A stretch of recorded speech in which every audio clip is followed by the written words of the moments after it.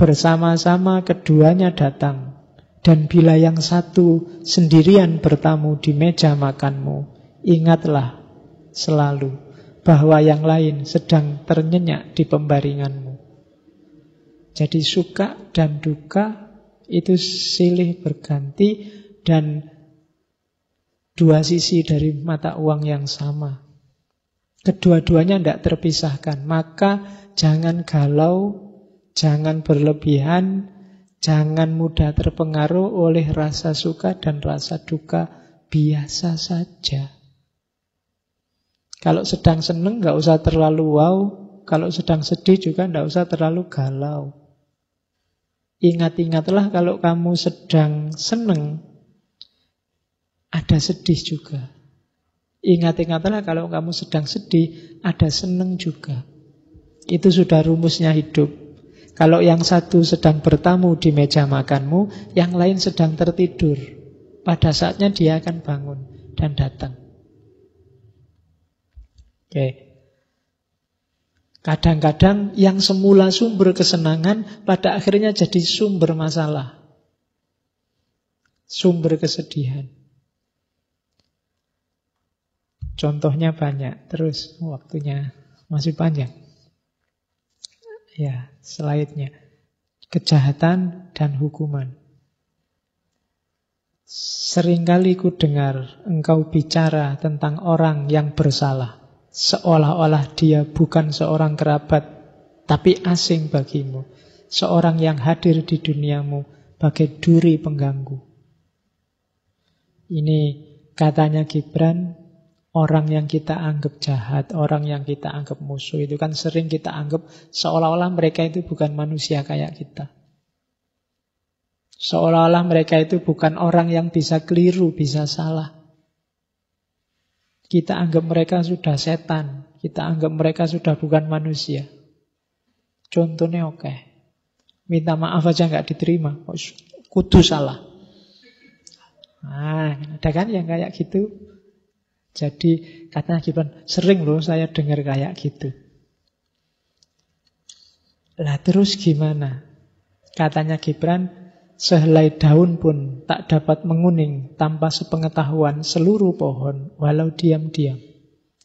Demikian pula lah si salah, tak dapat berbuat salah tanpa keinginan nafsu sekalian manusia, walaupun terpendam.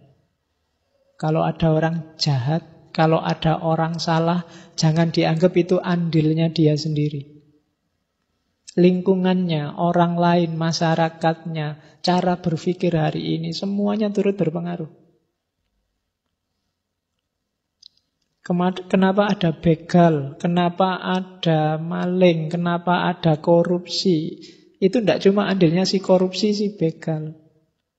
Gaya hidup hari ini kita semua, cara berpikir hari ini kita semua turut mempengaruhi. Kenapa orang mau korupsi? Ya karena mungkin hari ini kita semua tiap hari mikirnya hedonistik. Orang yang kaya kita hargai, orang yang uangnya banyak, yang mau ngasih sumbangan pada kita misalnya, kita puja-puja.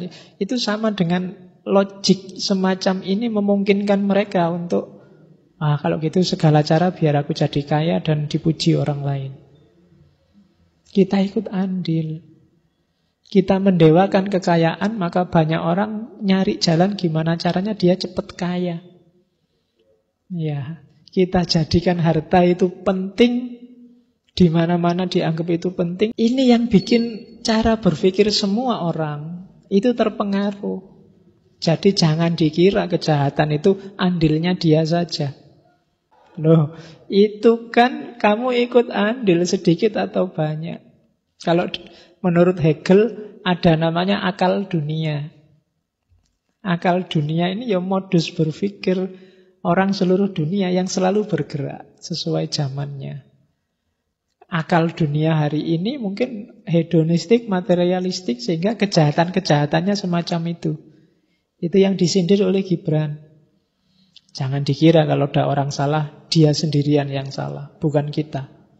Jangan-jangan kita ikut andil.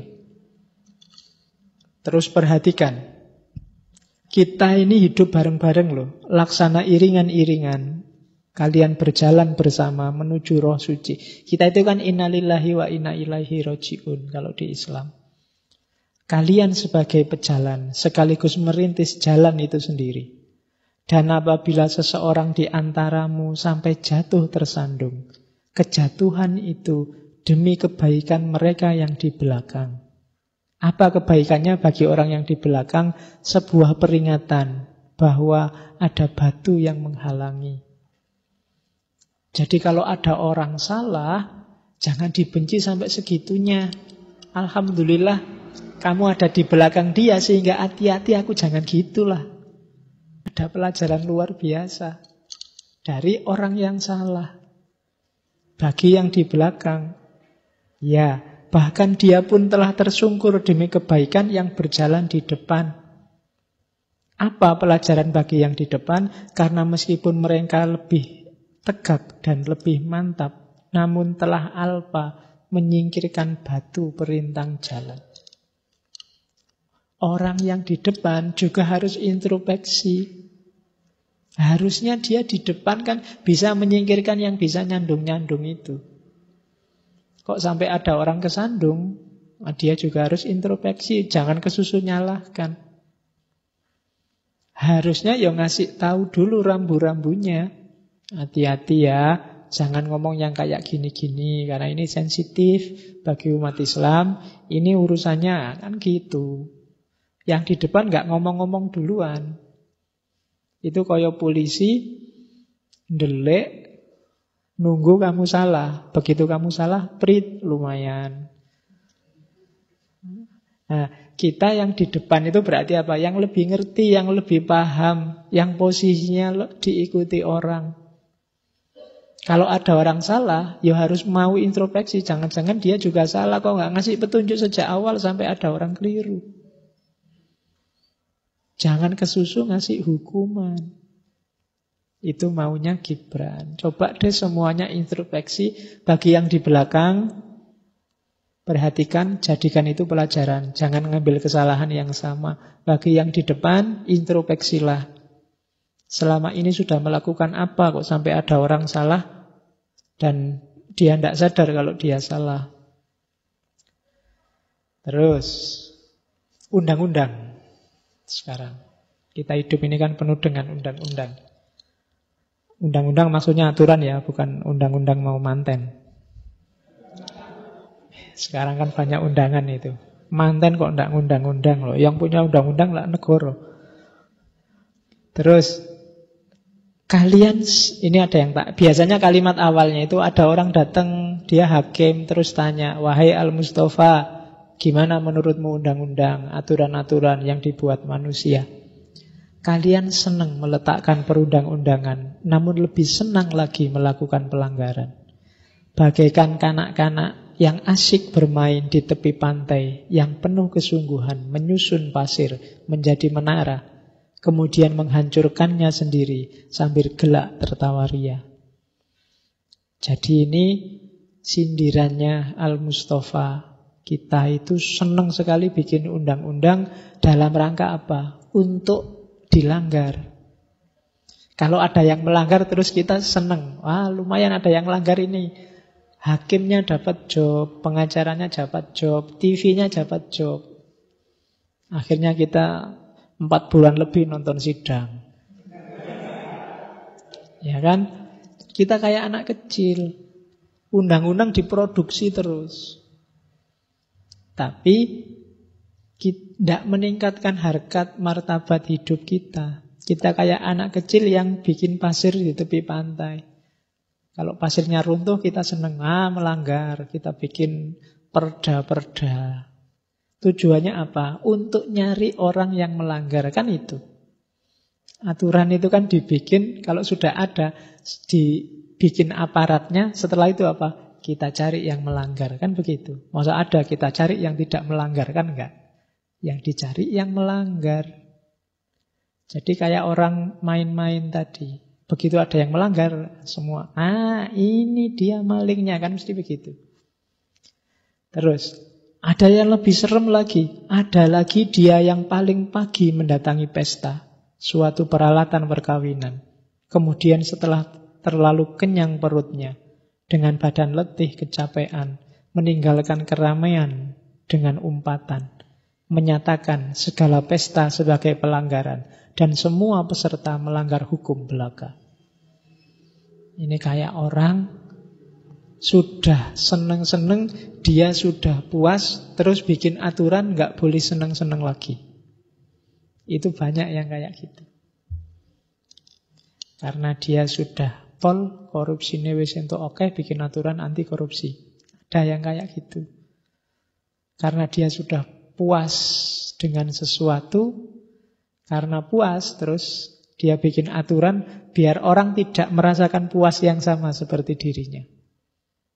Ini lebih sadis lagi. Dalam konteks itulah sering undang-undang dibikin oleh yang punya kuasa, bikin undang-undang. Segala aturan dibikin. Kenapa kok Pak RT bikin aturan apel itu paling malam sampai jam 10 aja ya? Kalau memang pertimbangannya gawat, kalau di atas jam 10 anak-anak ini kan nafsunya masih besar, tidak apa-apa. Tapi kalau pertimbangannya Pak RT-nya bilang, alah, aku kan wis nikah, ora butuh apel. Nah ini kayak ini. Jadi kayak contohnya orang yang sudah puas ikut. Padahal Pak RT waktu pacaran dulu mungkin lebih ganas daripada yang sekarang itu. Nah, itu karena dia sudah puas, sekarang bikin aturan. Jangan sampai lebih jam 10. Itu mungkin kalau kamu tanya, kenapa sih Pak RT? Dulu saya kalau sudah di atas jam 10 itu sudah aneh-aneh. Oh, berarti dia pengalaman. Nah, itu berarti dia sudah puas terus bikin itu. Kebebasan.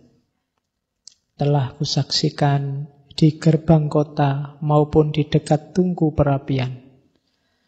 Engkau bertekuk lutut memuja sang kebebasan. Laksana budak belian merendahkan diri di depan sang tuan. Si zalim yang dipuja-puja walaupun dia hendak menikam. Ya, sampai pun di relung-relung candi dan keteduhan pusat kota, kulihat yang paling bebas pun di antara kalian memanggul kebebasannya laksana pikulan, mengenakannya seperti borgol pembelenggu tangan. Kita semua pingin bebas, tidak mau diikat-ikat, tidak mau diatur-atur. Akhirnya kita jadi budak dari kebebasan itu sendiri. Nah itu konsepnya Gibran. Kita sekarang teriak-teriak harus bebas, harus bebas. Dan akhirnya apa? Kalau tidak hati-hati, kebebasan itu jadi belenggu kita sendiri. Jadi bebas itu jangan ditanya bagaimana. Begitu kamu tanya bagaimana bebas itu, kamu saat itu juga sedang terikat. Kalau kamu tak tanya, Mas, mahasiswa yang bebas itu gimana? Mahasiswa bebas itu Pak, kalau dosennya nyuruh tidak usah dikerjain. Kalau kuliah tidak harus full 100% absennya. Tidak usah sering-sering ke perpus, tidak usah terus begitu. Kamu akan terikat oleh ini. Janjinya kamu mau masuk kuliah, enggak, kan aku bebas, bolos no harusnya.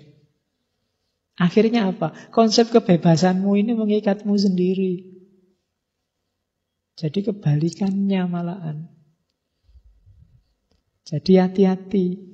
Bebas itu ketika kamu konsepkan, kamu tanyakan manifestasinya, saat itu juga begitu kamu bisa jawab, bebas itu seperti ini, dia akan jadi belenggumu. Bebas itu kalau kita revolusi mengkritik pemerintah, itu namanya bebas. Ya saat itu juga kamu diikat oleh konsep ini. Kamu dibelenggu oleh konsep kebebasan ini. Hatiku menitikkan darah di dalam dada karena aku tahu bahwa kau hanya bebas sepenuhnya apabila engkau dapat menyadari bahwa keinginan bebas pun merupakan sebentuk belenggu bagi jiwamu. Jadi, aku ingin bebas. Apa-apa ingin bebas. Wong keinginanmu dok ini ya jadi belenggu. Kemana-mana kamu akhirnya, pokoknya bebas itu tidak mau diatur. Ya jadi belenggu. Kita lihat lagi. Ini lebih jauh tentang kebebasan. Apabila seorang zalim yang hendak engkau tumbangkan, usahakanlah dulu agar kursi tahtanya yang tegak dalam hatimu, kau cabut akarnya sebelum itu. Sebab bagaimana seorang zalim dapat memerintah orang bebas yang berharga diri, jika bukan engkau sendiri membiarkannya menodai kebebasan yang kau junjung tinggi, mencorengkan arang pada harkat martabat kemanusiaanmu pribadi. Kita sering mengkritik, ingin bebas dari orang zalim, tujuannya apa? Kita gantikan dia di posisinya. Kenapa kamu marah pada korupsi? Karena aku tidak kebagian korupsi. Kenapa kamu nggak mau ditindas? Karena lebih enak nindas. Yang dulu demo mati-matian melawan pemerintah, begitu jadi DPR, ganti sekarang dia berposisi yang didemo. Ternyata selama ini visinya ke situ memang.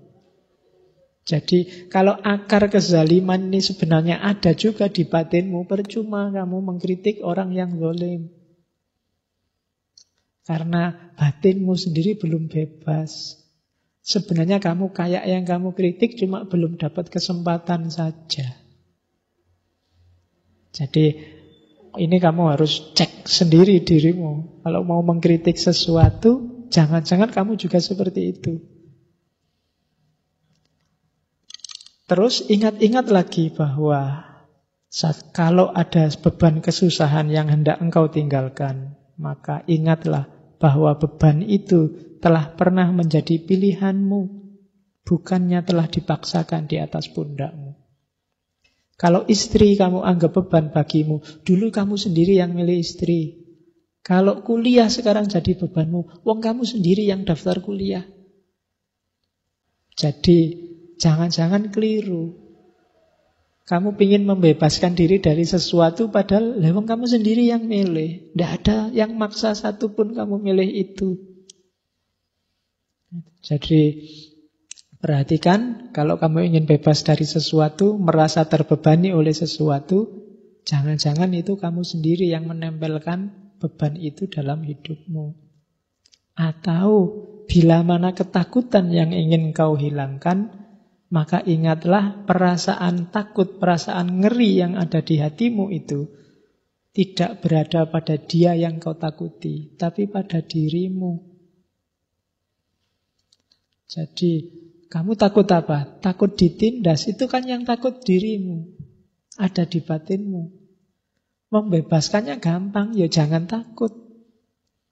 Tidak usah kamu marah-marahi yang kamu takuti. Persoalannya ada dalam diri kita, tidak pada objek yang kita takuti. Takut hantu, itu kan problemnya ada di takutmu, bukan pada hantunya. Wong hantunya nggak ngapa-ngapain. Wong dia cuma kelihatan sebentar dan kamu lari-lari. Dia nggak niat nakut-nakuti. Kalau dia wajahnya serem loh Pak, lah memang wajahnya begitu. Ya kan? Takutnya kan ada dalam dirimu, tidak pada hantunya. Mungkin dia juga serem melihat kamu. Dia juga takut lihat kamu. Jangan dikira yang serem cuma dia. Jadi itulah kebebasan. Coba dicek lagi deh. Jadi rumusnya, jangan sampai kamu pingin bebas dan akhirnya terbelenggu oleh kebebasanmu sendiri. Jangan sampai kamu pingin membebaskan diri dari sesuatu yang kamu anggap jelek, padahal ternyata dalam dirimu kejelekan itu juga ada. Jangan sampai kamu bebas dan merasa terbebani oleh sesuatu, padahal itu pilihanmu sendiri. Jangan sampai kamu merasa terikat, ketakutan, tersubordinasi oleh sesuatu, padahal itu kamu sendiri, dalam dirimu sendiri. Gak ada yang menyuruhmu begitu. Itu kebebasan. Terus, akal dan perasaan. Akal, pertimbangan, dan perasaan hati diibaratkan kemudi dan layar jiwa yang mengarungi laut kehidupan. Jikalau patah salah satu layar atau kemudi itu, kau masih mengambang, namun terombang-ambing gelombang, atau terhenti lumpuh tanpa daya di tengah samudra. Akal yang sendiri mengemudi laksana tenaga yang menjebak diri. Sedangkan perasaan yang tak terkendali bagai api yang membara, menghanguskan diri. Karena itu ajaklah perasaan menjunjung tinggi akal budi, meraih puncak kebenaran sejati. Keduanya mewujudkan sebuah simfoni. Dan turutilah jiwamu membimbing perasaan dengan menggunakan akal pertimbangan. Sehingga perasaan itu tetap hidup dengan setiap kebangkitannya. Laksana burung funik membumbung tinggi dari tengah abu kebinasaannya. Jadi ini ada yang tanya, gimana tentang akal dan perasaan, rasio dan hati nurani? Katanya Gibran, katanya Al-Mustafa, akal dan perasaan itu seperti kemudi dan layar. Dua-duanya penting. Kemudinya ada, tapi layarnya rusak, tidak bisa bergerak. Layarnya ada, kemudinya rusak, tidak bisa diarahkan. Kalau hanya menuruti hati, perasaan tanpa akal, kadang-kadang kita kejebak, kita keliru, kita tersesat. Atau hanya menuruti akal, tapi tanpa perasaan. Ya, tidak bisa bergerak, rasanya hidup ini kering. Tidak ada rasanya. Jadi, dua-duanya dalam hidup harus sama-sama jalan. Tidak usah disendiri-sendiri. Pak, saya kan filosof. Akal yang dinomor satukan. Tidak. Akal tanpa perasaan kering. Perasaan tanpa akal tidak terarah. Dua-duanya penting.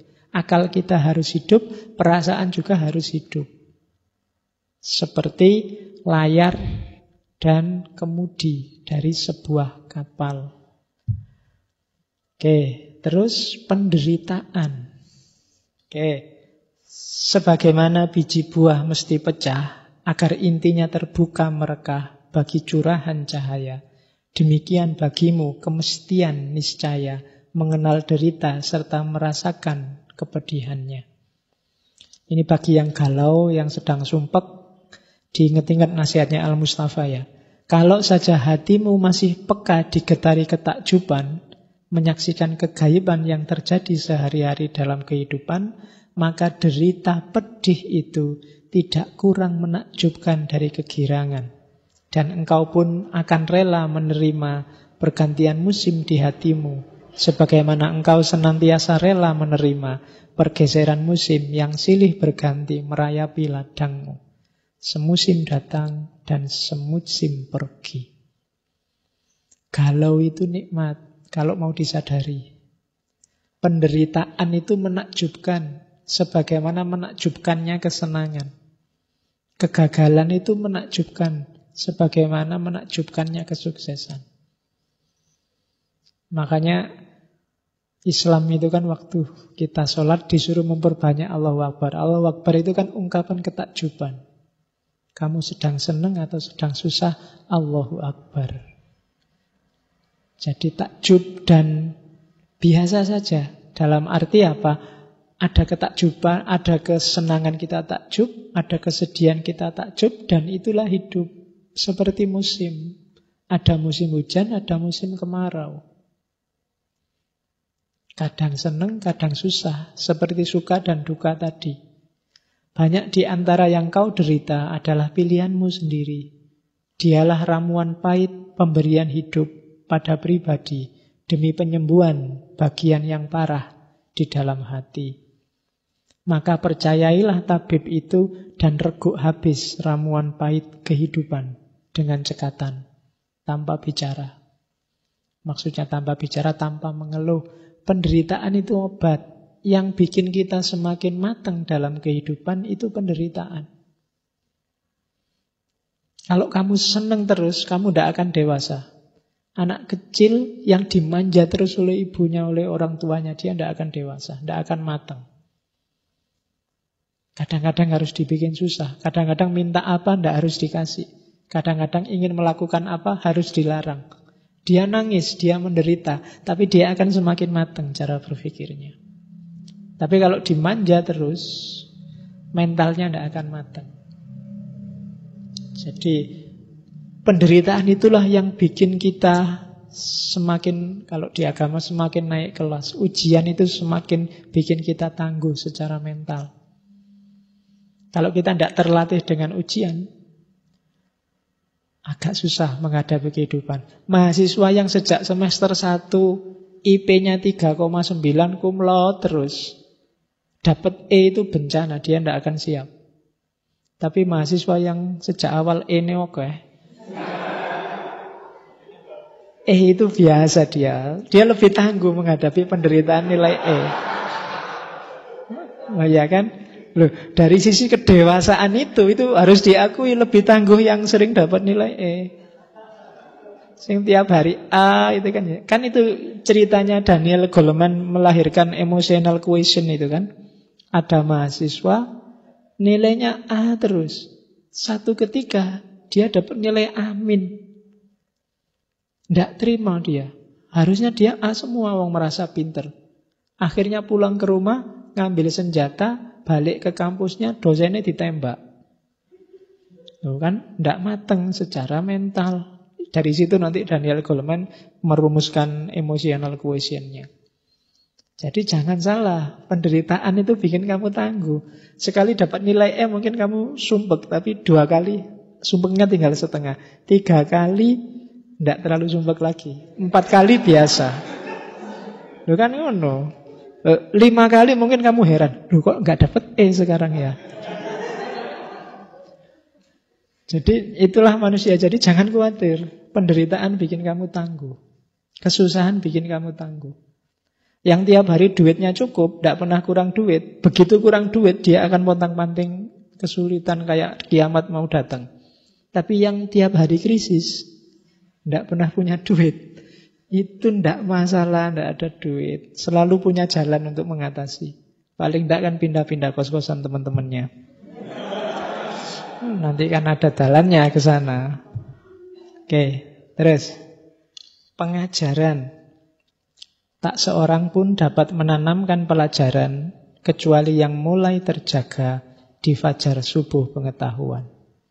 Dan guru yang berjalan di bawah bayangan kuil di tengah murid-murid pengikutnya tiada memindahkan kebijaksanaan, namun membenihkan keyakinan serta kasih sayang.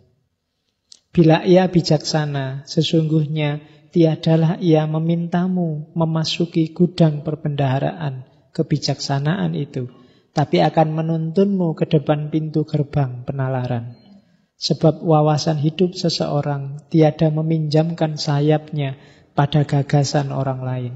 Dan begitulah setiap insan tegak berdiri di hadapan pengenalan Tuhan. Jadi pengajaran yang efektif itu bukan menjejalkan materi. Boleh menjejalkan materi, tapi yang utama apa? Mengantarkanmu ke depan pintu gerbang penalaran, menghidupkan pikiranmu, melatihmu berpikir, melatihmu bernalar, melatih anak didiknya untuk cerdas, untuk bisa mandiri, berpikir sendiri, karena mereka nanti akan menghadapi hidupnya sendiri. Jadi kalau sekedar materi, bisa orang baca buku sendiri. Tapi cara mengelola materi itu yang lebih penting. Dan itu tugas beratnya para guru. Kalau di sini ada yang fakultas tarbiyah.